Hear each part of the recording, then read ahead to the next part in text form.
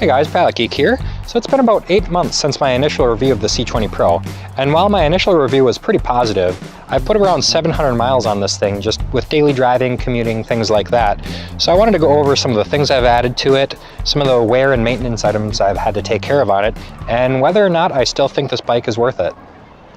First things first, I do actually use this bike regularly.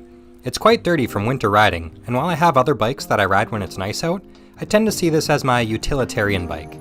It fits through doors and elevators well, which makes it great for when I bike to work. The fat tires allow it to roll over train tracks and other bumpy roads nicely, which also makes it great for commuting. As of the making of this video, I've got around 700 miles on it, and the only problem I've had is the steering column loosening up.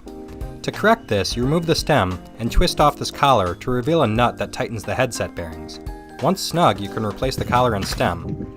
I really haven't had any other mechanical or electrical problems besides this, except for some of the minor tweaks that I had when I first unboxed it, like the front bearing being a little too tight.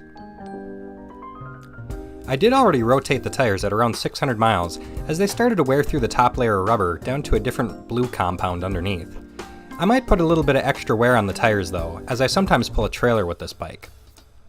I've heard lots of arguments as to whether 250 watt motor is enough for an e-bike, but this has no problem pulling a trailer, as long as you reduce the speed and help pedal up hills.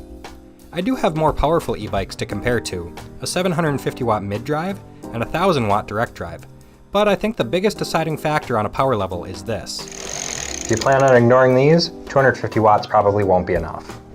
Some of the other common complaints I've seen about this bike are the lack of fenders and the lack of a cargo rack. I wound up 3D printing my own adapter for a Schwinn bike rack, which mounts to the frame under the seat. I printed this out of TPU, and it's held up fine this whole year. I was able to use standard M5 spacers on the back for it to clear the disc brakes. A less custom solution would be to use one of the mounts that fits on this portion of the frame. I also ordered a cheap fender kit from Amazon. I zip-tied the rear fender under the cargo rack, and then I cut and bent the included bracket to bolt to the same area as the headlight. This too has held up fine throughout the year. I always thought this was a cool looking bike, but the additional fenders and cargo storage make it look a lot more complete. I'm also still using the taillight and blinker set from the previous video, but I did add a bell to the handlebars as well as the front bag. Of course, I also had to 3D print custom adapters for a cup holder and my Bluetooth speaker. Overall, I'm still very happy with this bike, and it's now an even better value than ever. If you're interested, check out the links in the description for Black Friday discounts. The C20 Pro is already a great value, but now with the new 500 watt option available at under $750 after discounts, it's a crazy good deal. If you want more info about my thoughts or general experience with the C20 Pro, be sure to check out my previous video on it. Hopefully this update was helpful, and as always, thanks for watching.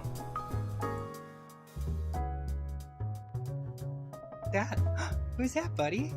Hi.